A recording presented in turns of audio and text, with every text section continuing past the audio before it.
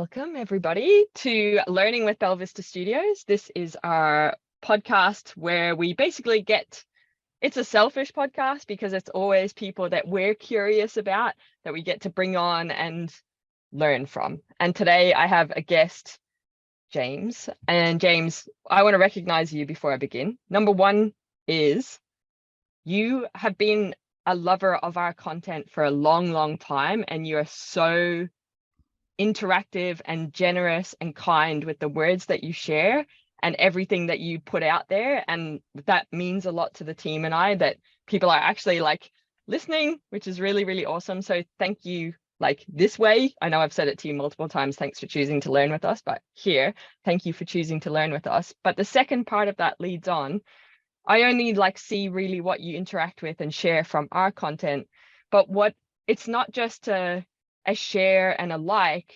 I really, really see you think about what we've put out there and then transfer it into something you're learning that you've seen somewhere else, a project.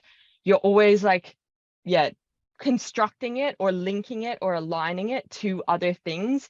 And that for me seems to, what I witness is almost daily. I'm probably sure it's multiple times a day. I'm not in your knickers knowing everything that you're doing, but the fact that I just think that's an exceptional kind of learning appetite, and your learning would be so compounded by that. And I really just, actually, you probably could share on that, because there's lots of people that say, should I get the degree, the certification or whatever? But I would say that your learning is so compounded every day. And I'm also a bit like that, where I'm like, what can I learn from this to apply today, rather than something I got a certificate or whatever on 6 years ago, But anyway, I wanted to recognize those two things about you first. Thank you so much, Kim. And I have to say, although it is my nature, it's in my nature to do that linking, do that extrapolating, to engage with things that I find fascinating and or curious or powerful. I have rarely encountered someone who was so willing on her own behalf and on behalf of her team to acknowledge that sort of thing. I mean, you've literally taken comments that I've made online or things that I've included in webinars of mine, and you've thrown them into your newsletters that you've sent out to all and sundry. In fact, I think I got one within the last 48 hours that Yeah. had a James Gilchrist quote at the bottom. So it's really easy for me to do because I admire what you guys do so much. Thank you. Thank you. Sure. All right. Are you ready for this I am. playtime? All right. Sure. I wanted to start in a place of possibility. Okay. And the first question is basically, what is a dream problem that you would love to solve? That's a great question. So while my higher self ruminates on the nature of a dream problem, Mm, I'll begin by saying that my passion mm, always starts when I recognize the potential for a true transformation to take place. okay. It might be systemic, it might be on an individual level, it might be both. Hopefully both. Both is awesome. Mm, Um, but it's at the beginning of a conversation when I'm learning from someone else what it is that they're challenged, what is the challenge that they're currently facing or what their learners are facing, and nothing's been decided yet. mm, So it's kind of like my dream project is the beginning of every project. Every project has the potential, to use your word, the potential to be the dream project. It mm, all translates down into how much of what we uncovered as a possibility for a solution to emerge and a transfer of knowledge to happen, a skill to get a gap to be closed, finds realization at the end, you know? yeah. I Um, agree with that. I Definitely. I'm not surprised because one of the reasons I think you and I and your team have an affinity is that we approach this art with many of the same beliefs and constructs and Mm, big picture thinking. yeah. Okay. So if there was some transformation that you would love to get your hands on or be part of, what would it be? And So it's in that like we have this going on. We're not sure what it looks like and how its tentacles are out there in the world, but what mhm. would the problem be there? So are you asking what problem exists in the world that I would love to solve? Yeah, yeah. Wow. Okay. Um, well, that's interesting. My mind tends to run towards the human aspirational evolutionary kind of transformation track. Okay. Um, and so and since we're dealing in the hypothetical, I'm going to go way out into the Yeah. hypothetical. Love it. Yes, let's do Uh, it. my hypothetical answer to that question is, um, if I could help everyone understand the importance of their own dream, desire, reason for being, and the role it would play in transforming their world were they to embrace it and embody it fully, that would be, I just like, I'm out. Okay, I've done it.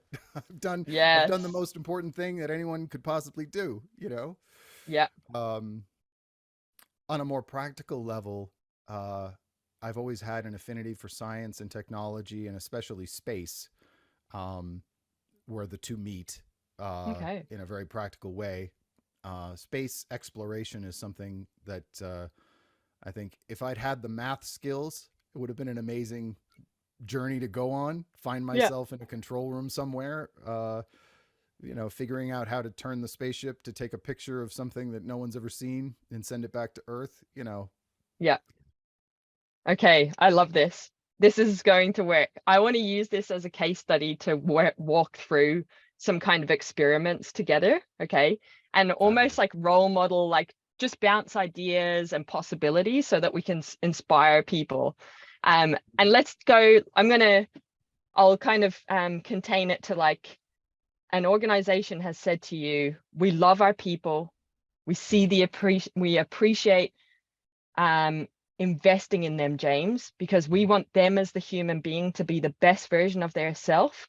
Because if they're the best version of themselves, we know that they'll do their role brilliant. We know Mm-hmm. that they'll be great team members. We know that they'll contribute to our ROI. So right now, we actually just want to play to each individual in our organization, maybe help them find that ikigai, their why, whatever Mm-hmm. it is that helps them show up as their best self so the ripple effect happens. And we know then the impact that will have on them as a family member, as a friend, and all of humanity. So that's all we've got in mind, James. Okay, that's a small thing. No, Um, I, you I, can do I have, it. I have one question for you, Kim. Yeah, Are they go for it. hiring? Are they Yes, hiring? we're hiring you right now. Excellent. All right, I'm on board. Yeah.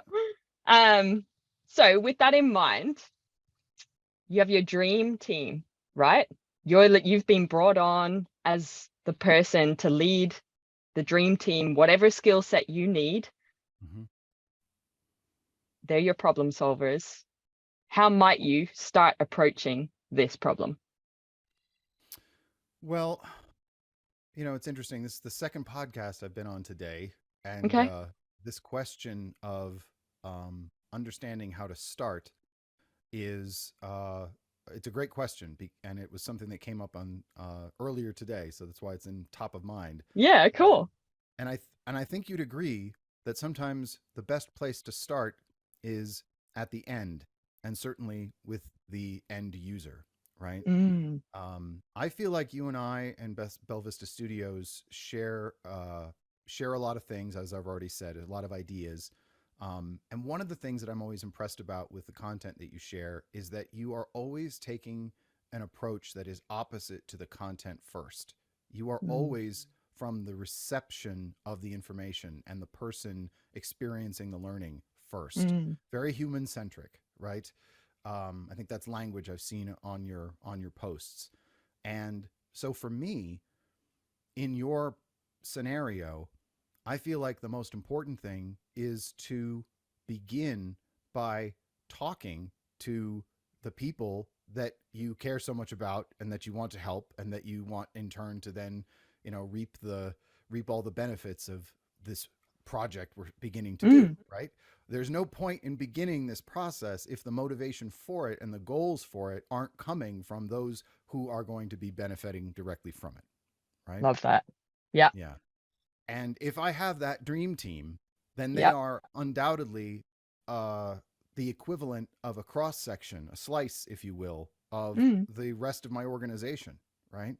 If I'm actually an organization that promotes all of those qualities and has those aspirations and wants to give all of that back to its employees, as you said, then it's safe to say that I have people working for me in this room and outside this room that are all highly motivated and engaged. So leverage that, take advantage of that, talk to them, hear their answers. I think I said this earlier today too. It's important to bring people into a room that are closest to the ground, closest to the end result, closest to experiencing your solution. But it's also really important that you actually listen to what they say, right? Yeah. Bring them in the room and really listen. Figure out how much of what they have to say and what their experience is going to impact and should drive your decision-making process going forward. So you tell me, did that feel like an answer to that question? Yeah. I have a Okay. follow-up now. I want to Awesome. know, they're in your room. What questions are you asking them? So personally, for a number of reasons, not the least of which is I recognize that people in a room being asked questions in front of their peers are likely to experience all kinds of emotions and feelings about that go far beyond the scope of the question, right? So human centric, again, that's where I'm at. So the first thing that I want to talk to them about are their aspirations, right? Forget the job, forget what you do here, forget what you do today. Let's assume you're already doing the thing that's most magical to you. And now let's add to that the possibility that you could also be doing anything you want. What would it be? Find out where their heads are at. Where are they? Where does their imagination take them when they are given free rein, right? There's a time for putting questions into parameters, right? It's like, what happens when you set out to tell a long story and when you set out to tell a short story, right? You have an artificial limitation of 3 pages, for example. That is obviously going to be very powerful and effective, and it's going to cause a result that differs from the long answer, the long story.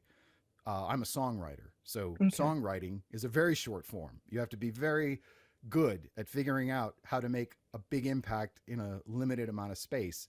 But one of the joys and freedoms of that process is it unlocks stuff that don't get unlocked when you find yourself with, sort of unlimited room, right? So I ask people the question that leads them to share their aspirations, where they might see themselves, what else they might be doing. And then once they've all loosened up, given that sort of freedom, I try to zero in on the why. So what is it about that thing that you've just said is your dream or what you'd love to be doing that is inspirational, captivates you, gets you passionate? What's the thing about that process that really gets you out of bed or would in the morning? That in turn can lead to a conversation about what they're doing now and what it is about what they're doing that resonates or aligns with that. Okay? If you can identify what it is that you like, you can also very quickly identify what you don't like.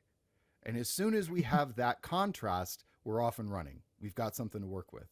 And I have to say, I just so love this question, and I've never answered it before, but it felt great to be sort of ruminating on that and putting myself in that real hypothetical situation. I can see the room. So can I actually. Okay, so what you that's the I love that, and that feels right, and I have seen that play out for myself in the past effectively when I've done it with um like on projects but also personally. And Mm-hmm. it's like speak to the, I'll just summarize it quickly. Speak to the end user, speak to them as the human, Mm-hmm. and then and it's also like they're the people that are going to be impacted by whatever you create. So that's who you're choosing to get in that room or have a conversation with. You Mm-hmm. also went to future state. So first of all, you said, don't tell me about now, tell me about future.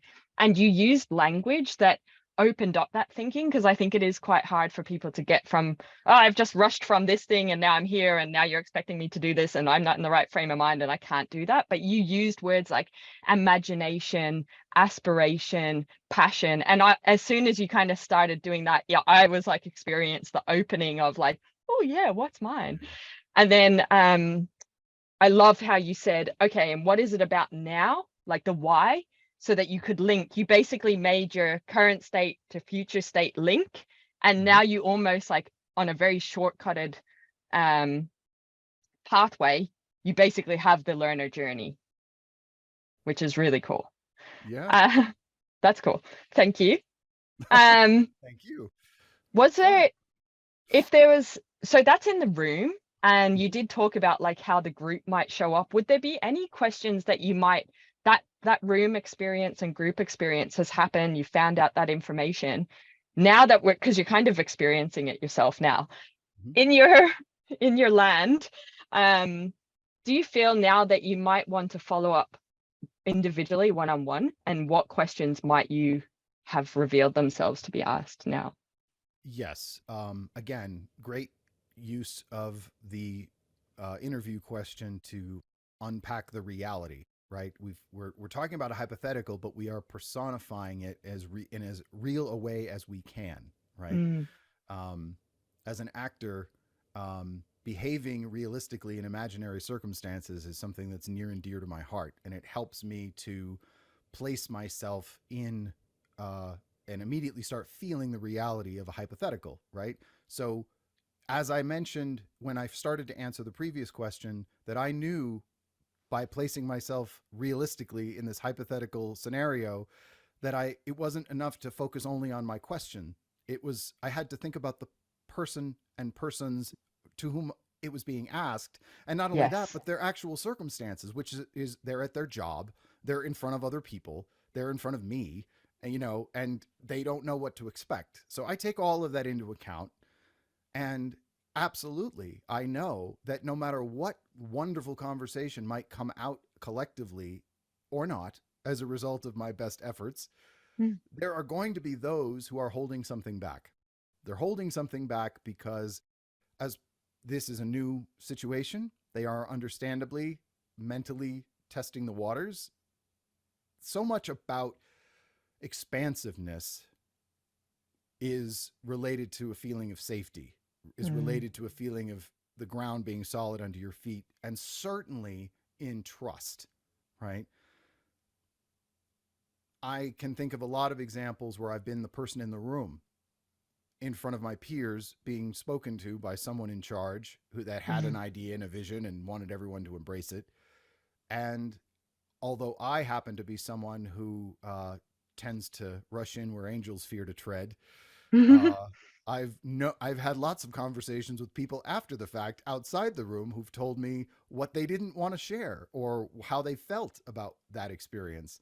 So I have learned that absolutely it is vital to follow up with people on a one-on-one basis if what you expect to be putting into your what do I know bank is in any way going to be accurate, right? mm. You've got to, it's like the inner and the outer, right? The in the room and out of the room, the in the group think and individual think, you know? Yeah, that's cool. I love, one thing I'll point out is that like stepping into their shoes, which you're describing when you're saying like I'm an actor, that's what I do. And I know like for me, I do kind of visualize and sort of pretend like I'm in that room. Hannah, for example, she'll watch videos like on YouTube, like if the organization has like meet our employees and get to know our apprentices, she watches those videos. So she's hearing from them, because sometimes we don't always have access to the people we're designing for. Yeah, Um, that's and huge. yeah, and like what I love about what you're saying there is so many transferable skills. You're there like uh, talking to someone, but you're also facilitating, and you're then doing an empathy map, like you're empathizing with them. And people can go off and watch other videos on our YouTube around that. But what I essentially want to pull out of what you're saying is, you're basically saying, what fears might this person have? What Mhm, questions might they have? mhm, And what state do I want them to be in upon might they currently be in, but mhm, what space do I want them to be in so that they give me the best out of that situation? And I think that's brilliant. And I know that I benefit from that myself. And it benefits from, like uh you're facilitating workshops, so you prepare for the attendees coming in. You need to mhm, write an email and get someone to take an action upon receiving that email. You need to ask for annual leave at a busy time when everyone else is looking for leave at the same time. So I feel like that little strategy is so effective. Cool. Okay, what did I hold on, now my head's like I'm like, wait. mhm. That's good. um hmm. Let's go to, I feel like, well, hold on. Yeah, we're kind of in the analysis phase, right? And I feel like Mhm, they're sort of beautiful, seeking to understand, curiosity, understanding the true problem. They came mhm, to us wanting this about our people. We're trying to judge, like, is that actually going to happen? How are our employees? Do they even trust us? Are they a bit suspicious around why the fuck do they care about wanting to get us as a best human, sort of thing? So let's pretend all of that's done and we're in a okay. beautiful space of, let's go to solution mode, right? Mhm, mhm, So let's just, again, possibility, where we know that these people are welcome and willing, these mhm, employees are welcome and willing to, and they're so motivated to be the best version of themselves. They love the organization. They want to just show up. They see it, they're embracing it. And now it's like, okay, well, what are we creating in terms of the learning experience? Okay. mhm, mhm. So back to you as the lead with your dream team. Any Um, activities, where you're at? What are you thinking next steps? okay. So I don't know if my thoughts are coming up in a linear order, but there's That's okay. definitely the first thing that comes into my mind is recognizing that the work that we do as learning experience developers, uh, sources of collective transformation, upskilling, etc. Mm, Um, we bring with us a whole lot of a long laundry list of ways in which we can tackle a problem, right? Because mm, we've tackled lots of problems before. And if we're good at our job, we've often not tackled any problem quite the same way twice, right? Because ultimately, the solution is driven by this very specific matter at hand. That being said, I also recognize that no matter what capacity I'm acting in as this hypothetical leader of learning, learning is happening all the time. If I wasn't here, people within the organization who are motivated to do so would be finding ways to bring about that transformation on their own. mm, And in many cases, they would be doing it in the most natural way possible, which would be perhaps discovering by virtue of working closely with someone who does something that they don't, or does what they do but does it differently, begin a conversation and they ask questions and they are allowing themselves to absorb actual real world practical how I am my best self kind of information from the person next to them, or from the person mm, that works above them, or the person that works in the Philippines, that they are winding up on a weekly call with. natural curiosity, natural proclivities to further our own skill set, to improve ourselves and become better, uh, lend themselves to, it's like that quote from Jurassic Park, right? Like life finds a way. Well, curiosity and the desire to learn are two of the most primal forces that we have as human beings, and they find a way. So Mm. that being said, the next thing I'm going to do is, again, with my dream team, talk about ways in which, in the current state, individuals have found themselves accomplishing on a small or large scale the very thing we are setting out to do for everyone deliberately. What is Mm. it that works? What have you done? Where has this learning come from? Where has the knowledge come from? After that happened, where did you go? What was your first impulse? Are you someone who gravitates towards scrolling through YouTube videos for the next 10 days? Are you someone who immediately goes to your supervisor and says, hey, Joe over in ops told me about a thing he created that helps him deal with his customers, and I think we should be trying that? Mm. Or are you someone who just starts doing it? Right? Are you the high performer who, regardless of what structure you've been put in, or what box you've been put in, or what rules or responsibilities, etc., you've been assigned, if you discover a better way to do the thing that is the ultimate end goal, you just start doing it, right? So that's what I want to unpack next. Why? Not only is it going to be a good source of probably reliable information, but it's going to provide us with some models, things that we can emulate, things that we can replicate, things that we can try to maximize with the least amount of effort, because it's already there, right? What's already working is already there. So let's leverage that, right? I'm always interested in, first of all, like, life is a journey. Wonderful. I love going on that journey. Mm. It's not about necessarily getting somewhere, it's about how you get there. But when it comes to helping people transform, for me, what's really important is understanding how they want to be transformed, and then making sure that whatever it is I'm involved in is actually getting them there. It's not just a certificate that they hang on their desk. It's not just some experience that they had last year that we've never repeated. It's got to translate into something that feels like forward momentum and Mm. actionable intel, if you will. So This that's is a cool. I'm going to stop myself because, like, again, my freight train will No, keep go and going. go. This is good. I want to play in this space, and I actually have some stimulus as well to keep this going. So if you've got more, Okay. All right. Well, continue with the momentum. I will advance our hypothetical scenario to the Yep. point where we have discovered a couple of specific examples. Okay. Okay. Some of them I just sort of rattled off because I was reminded of things that I've actually encountered and Yeah. experienced. Right.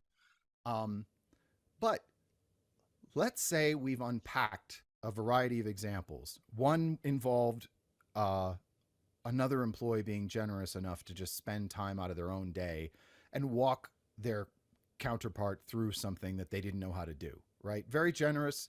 I'm sure they're. I'm sure because of who you are that your organization is filled with very altruistic learners who are constantly helping each other learn things, right? So you're not just teaching your clients, but you're always teaching each other, right? Because Mm. a rising tide lifts all boats, that sort of thing. Um, so there are going to be people in the organization who just do that because that's their natural proclivities. They Mm. enjoy helping other people.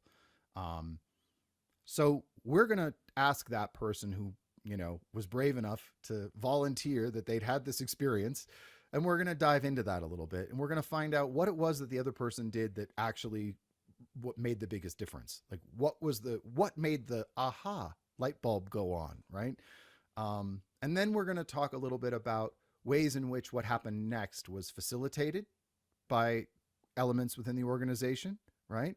And where did they get a roadblock? Like, they could very easily have been in the situation where they were like, uh, okay, I'm going to sidestep for a second and give Mm. a background. This is a short story about something that happened to me in my very first job. So Okay. I'm 16.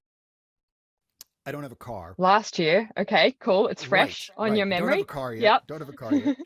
Um, I live a mile away from a restaurant. So I know I can walk there to go to work. So I go there and I get a job. and my job is to be a server and a busboy at like a catering Okay. style restaurant.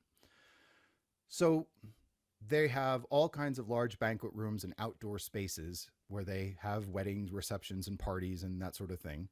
Mm. And interestingly, this restaurant is laid out in such a way that there are these long hallways that parallel the side of a room. Okay. They go nowhere except to the kitchen.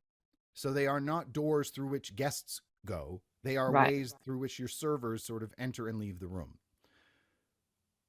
As I am learning the job, I am told, not by a trainer, but by the other bus people that I'm working with, that typically when it's time to clear a room of a certain course or a certain type of dishware or glassware, what you do is you go into the room with a big tray and you pick up all of that type of item from a table, load Mm. up the tray, and then you carry it back to the kitchen where you are then having to unload the tray by putting glasses and plates and stuff into these overhead racks. Okay. Now, I began this example by saying of a certain type, but in reality, you were often clearing champagne glasses, water glasses, tumblers, plus small plates, large plates, etc. So what happens is you load up your tray and you go back into the kitchen where you find 10 other people who have all just come out of all of their rooms carrying all of these mixed glasses. And they set their tray down and then they run back and forth going from bin to bin, trying to put all of the champagne flutes in this rack, all of the tumblers in this rack, and then the dishwashers take those racks and they put them through the dishwasher. And they have to Mm. be all the same because when it comes time to put those dishes out again, they get carried in those racks right out to the room Mm. where they get unloaded, et cetera, et cetera. Okay, so long time to tell this scenario, but here's the key. I spent 2 or 3 afternoons in this pell-mell back and forth experience repeatedly with all these other people jockeying for position, noting how long it took me to unload my tray because I couldn't take the glasses off and put them where I needed them to go because there was someone else in my way. So my brain said, we have all of these empty racks into which we are putting the glasses. We have this hallway with tables right outside the room where we Mm. are exiting with our glasses before we make the long journey to the kitchen.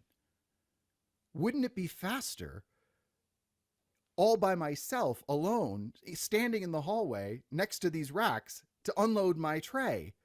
And then when the racks are full, they can get brought straight to the dishwasher. So we've avoided the congestion that's happening in the Mm-hmm. kitchen. We've avoided the risk of the glasses falling, right? Because you're running back to a room with all these different sized glasses. They don't want to stay. They want to knock into each other and fall off, right? And there's the confusion, right? Of having to stand and wait for 6 other people to get out of your way so you can do what you need to do. So I started doing it. I talked to somebody else. We brought our racks into that hallway and we started doing this. And it was very effective. Mm. And that lasted for about 2 days until the owner of the restaurant came in and saw what was happening. He saw these racks of glasses in hallways that no customer could ever see and objected to the fact that we weren't doing it the way it had always been done. And Mm. it seemed like his objection was the fact that the glasses were in the racks in the hallways. But he didn't ask why this was being done. He didn't ask anyone, what problem is this solving? He didn't ask anyone if they'd dropped fewer Mm. glasses. It was simply that he observed something that was not what he expected and immediately put a stop to it. But that's how my mind has always worked. I walk Mm. into a situation and I experience it for myself and I observe what it is that isn't working and could be done differently. And my inclination is to immediately put it into action, which is Mm. why I began by saying you're going to have those people that just walk into whatever the Yeah. scenario is and they solve the problem on their own. Yeah. So what I want to do always is make sure that I'm tapping into those people, those ways of thinking, new ways of thinking, and make sure that I'm making that information available to everyone so as to improve, if make things more efficient, solve problems that I don't even know exist, right? Yeah. Your best resource are those people. So to get back to what do we do next? So you've got the person who was being trained by the guy next to them, and we asked them, what about that worked? What about it didn't? We talked to the people that have been reticent to put their solution into play, and we talked to those people, the high performers, who are already putting the solutions into play. And we are going to take all of that information and use that upon which to base our way forward. And we're going to prioritize the biggest obstacles that we see in existence and focus on those first to see if our way of coming up with this approach is going to be effective, right? Because why go all the way down a street only to discover it dead ends, right? Go down a long street, I should say. Why go down Broadway from, 125th all the way to the Bowery only to discover that there's a garbage truck parked across the road and you can't get into Battery Park, what have you. So This sounds very raw. well, I played a lot of music in New York City, and I did my share of outdoor festivals. And when you're driving on your way to a gig and you have to set up to play, and there's a garbage truck blocking the only entrance, yeah, it tends to leave a mark. But be that as it may, I think you get where I'm going, and I apologize for my long detour down the dishwasher lane, but it's the kind of example that just shows how easily it is for those who are far removed from an actual problem to have no idea that the problem even exists. And if you don't take it upon yourself to talk to the people who are closest to the process, then you will never solve those problems, right? Yeah, it's true. And it's also like what I've learned is wherever the stat comes from or whatever, but on a very general level, you have 30% of an organization are like you. They are self-motivated, they are proactive, they are that kind of high contributor. So if 30% are there, what you're saying is tap into them, leverage them. They're already there, which is amazing, because then you don't need to do anything. You just need to like ignite and enable that to happen through tools, space, time, connection, whatever that is. And then if 30% are, we'll call them disengaged, you don't worry about them. But so all then that we're stepping in to do is support the 30% in the middle that can be swayed by either the James of the organization or the disengaged. And it's like, what now can we use to get them so that 60% of our people are where we want them to be? Did you want to comment on that? Or I've heard that statistic. On the one hand, I'm always amazed that the number of high performers can be high. That's a good indication of the overall health of the organization. True. Because as we mentioned earlier, you have those who would take it upon themselves to take actions that you would associate with a high performer, but then didn't because of an obstacle, right? Yeah. So my personal feeling is that many people beyond those that we identify as a high performer are actually high performers in hiding, right? They're high performers who've been shut down. They're high performers who the very first time they took it upon themselves to solve a systemic problem, like how to take glasses out of a ballroom, were shut down with no questions asked as to what it was what the hell did they think they were doing? Pardon my French. Exactly. Right. So I personally think that so important to an effort like the one we are hypothetically going through, this exercise, is recognizing that it has to begin with recognizing and identifying the nature of the culture as it stands, right? Do you get the sense that you have an organization that could be possessed of perhaps 50% high performers, but 20% of them are feeling blocked? Or are you, and to your point, you said earlier, you've got these people in a room and you've told them this is what we want to give everyone. Well, you've got the skeptics, right? Yeah. How many skeptics do you have? How many silent skeptics do you have versus how many vocal skeptics do you have, right? And then the 30%, I definitely understand the logic that goes behind recognizing there are going to be those that you can't help because because they are at a place where the only way they're going to change is if they are personally motivated to change. And so why spend the exponentially extra effort it would be required to solve their problem when you could spend half that much energy and solve the problem for 60%? Like, I get that. I get the logic. But by the same token, I've already talked about the importance of the culture, the importance of the overall attitude, Yeah. and the feeling of being supported. And I would say that the 30% of people that are active resistors, if you look at them, you will discover the reason for 15% of them, right? You'll never know the answer for everybody. But I say, look at the people that seem to be active resistors, because they are the ones that will allow you to really lift up the manhole and find out what's going on downstairs. Like, what is at the heart of our organizational, matrix? Here's what we tell everybody. This is what we're telling everybody. This is the kind of organization we are. But what is it our own employees are telling us? Ultimately, that's the real measure. You can't even begin to measure your journey as an organization if you've never lifted a few manhole covers. So I just say, yes, absolutely. Focus your attention where you think you're going to get the most bang for your buck, but don't miss the opportunity to uncover some things that you probably need to. Yeah.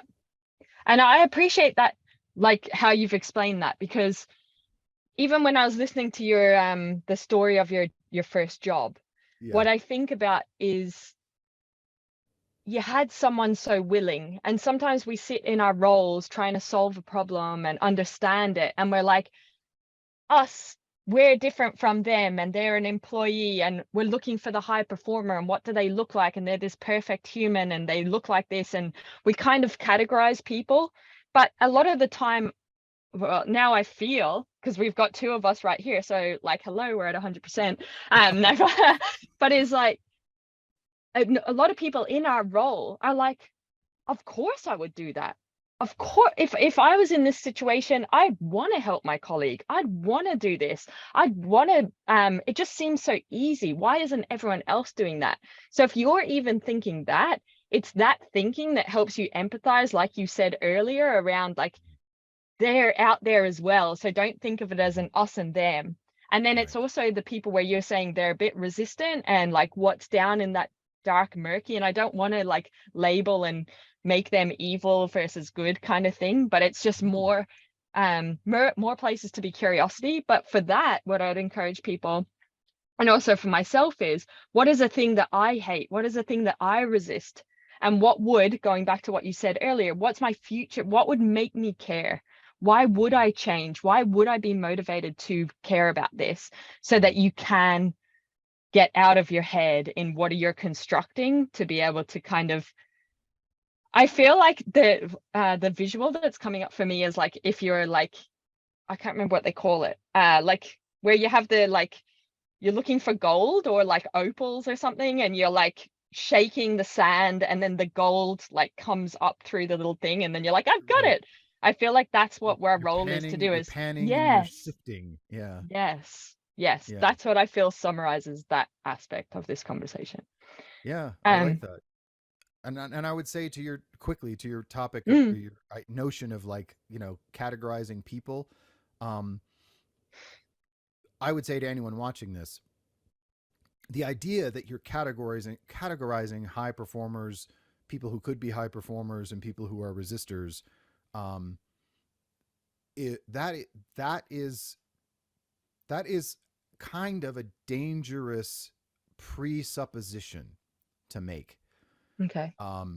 It makes it easy to talk about for which group you think an approach or something that's already happening is relevant, but it does leave you with this assumption, this presupposition as to how long someone will be a resistor, right?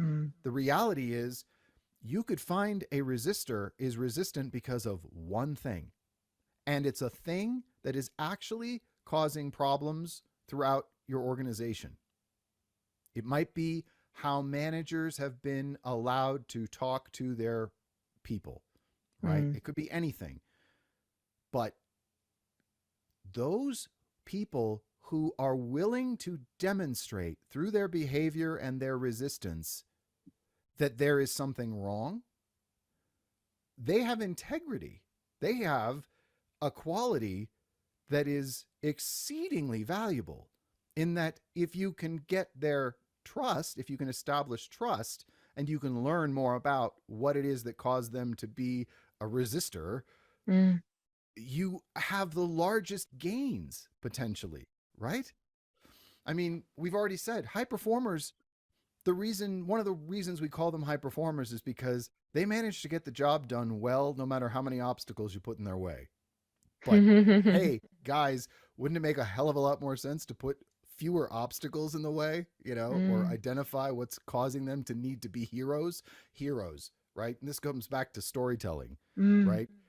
We It's an interesting aspect of corporate culture where we put in, hypothetically again, where organizations can happily acknowledge heroes, bring their names up in a large meeting, Mm. identify them as people who helped get a project to the finish line, give them accolades, et cetera, while at the same time saying in general communications that we don't want our employees to have to be heroes. We don't want you to have to go above and beyond what is expected of you Mm. just to do the thing we've told you you have to do, right?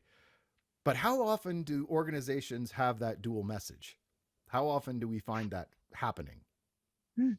Often. Often, right? We find it often. And the reason that it happens often is because we know what we should be doing. So we're happy to say it. But we also understand that solving the problem so that we can say it truthfully involves a lot of work. And Mm. we may not even know how to get that work done. And so, therefore, boom, there's your Yeah. split. And in some cases, heroes become resistors. Why? Because they got tired of killing themselves to do the thing that, as far as they understood it, was their job, only to be only ever given a pat on the back and not have any of the obstacles ever removed. And after a while, you're like, I do not physically have the wherewithal to do this anymore. I can no longer be the hero. I am throwing down my sword and shield, and I am taking off my sandals, and I am retreating to the back of the line. Mm. My days of being a hero are over. So, Yeah. All right. This is stimulating new perspectives for me. So thank you what you're sharing so far. I appreciate hearing sure. hearing it from a different lens, and how you're describing things is good. So thank you for my learning experience. Um, I want to do rapid fire, right? Okay. And continuing on with this project, because now you've started to bring in, you've talking about the hero and things like that. So I want to give you tangible stimulus, and you Okay. just tell me what comes up for this problem that we're trying to solve. So still creating this solution. How might we use imagery or metaphors to create long-term behavior change for this project that we're working on? Um, Imagery and metaphors can serve a very useful purpose, in that by telling a story that many in the organization can relate to, regardless of their role, they can see their way to changing their behavior or their position in the story to accomplish what they need to accomplish. Cool. Saving a How lot of time. interesting. How might we incorporate songwriting techniques into solving this problem? So, as a songwriter, first and foremost, I believe the intent is to evoke a response. You want someone to experience an emotion. It might come from a place that they don't even know where it originates. It might evoke a memory, which then leads to an emotion. But you see, emotion, emotion, emotion, right? Mm. Um, Songwriting can make you think. but ultimately, the best songs make you think because of how they made you feel, right? I recently posted something on LinkedIn about the difference between motivation and inspiration, right? Okay. Inspiration is something that comes from without, but because it resonates with something within. Okay, so we inspire ourselves by being reminded of something that we care about through the telling of someone else. Whereas motivation is something that comes only from without, right? If you are trying to motivate someone, you try to come up with what you can say to encourage them to do what you need them to do. But you aren't relying on inspiration to help make them do it that much more efficiently and effectively and with a happy heart, right? So it's important when you're thinking about what you need to accomplish to remember that to inspire, you have to give someone something that is relatable. Like it has to mean something to them so that they can motivate themselves to et cetera, et cetera, et cetera. So songwriting requires you to distill something down into its purest form. A learning solution should ultimately be able to be distilled down into the simplest problem that is being solved, right? If you have a solution that's intended to solve 10 different problems, the odds are it's not going to solve any of them very well. The best solutions are very targeted, and they require you to understand what it is that needs to change before you even start building it. So songwriting is a distillation, and it results in an evocative situation, a circumstance. If you can create a learning solution that combines a distillation of a solution combined with inspiration to take it upon themselves to have their behavior changed as a result of taking the learning or inculcating that learning, then it's like mic drop. Okay, that's it. That's what we're here for. Wow. Okay, that answer was so powerful that I actually want to end my questions there because I want that lasting impact to leave the listener to go do something with it, like to incubate on that particular answer if they, yeah, that was really cool. I've never thought it. Well, I don't have that knowledge of songwriting, but the way that you describe that, you have inspired Yay. out there for the Yeah. inspiration. I've made the link that is within me to now go execute. So thank you for that. Wow. James, this has been fabulous. I am very grateful to get to learn from you today. I appreciate all of the ideas. I appreciate you experimenting and going with this kind of little experience that I created because I wanted to be able to extract as much from you in this time, and you really demonstrated the way that your mind works, the approaches, the tools, the type of problem solver that you are. And I think you've really demonstrated and showcased the type of work that you produce. So I think that's really like what is it? Like that access to be able to see someone do that, walk through it in that way is just so valuable. So thank you. Well, thank you. And thank you for the question and the scenario. I thought that was exciting. It was like speed dating with my own head. So that was awesome. On my LinkedIn profile, it says people first, tools second. And that's, I think, something that we can both walk away from this conversation recognizing has an enormous value and is the easiest thing you can drop in someone's mind who is looking to get into what learning and development is really all about. So connect with me Wow. on LinkedIn. Yeah, the link will be in the description so you can get onto James and follow him. He shares a lot of things, and you'll just get further learning and compound your learning like he does. So thank you for choosing to learn with us, James. I'm very grateful. Thank you, Kim. My best to everyone at Belvista Studios. May we meet Thank you. again. Yeah, I'll pass on the love. Okay. What's up, awesome human? Thank you on behalf of myself and the Belvista Studios team for continuously choosing to learn with us. We really appreciate it. If the tips and the insights and the context resonate with you and you want to take your skills to the next level, or you want to make your life way easier, you will love our Creator Hub. The Creator Hub is a place for people like you and us. Basically, it's the stuff that we use internally at Belvista Studios, and then we just share it publicly with you. The Creator Hub is created by instructional designers for instructional designers, and what you'll love there at the moment is we've got a quiz, Could I Be a Better Instructional Designer, that has so much tips in the feedback if you're interested in human-centered design or just taking your skills to the next level in terms of the solutions you're creating and the problems you want to solve. But in there as well, aren't we cute? That's us.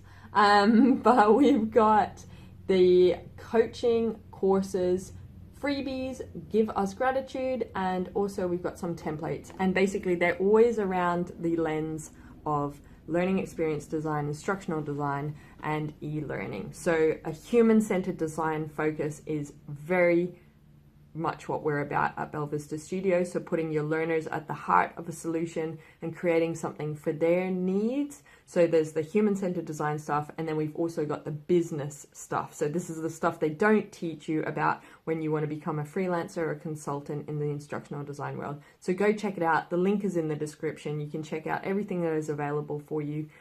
Thank you for choosing to learn with us. Continuously invest in your skills. You will be rewarded as an instructional designer.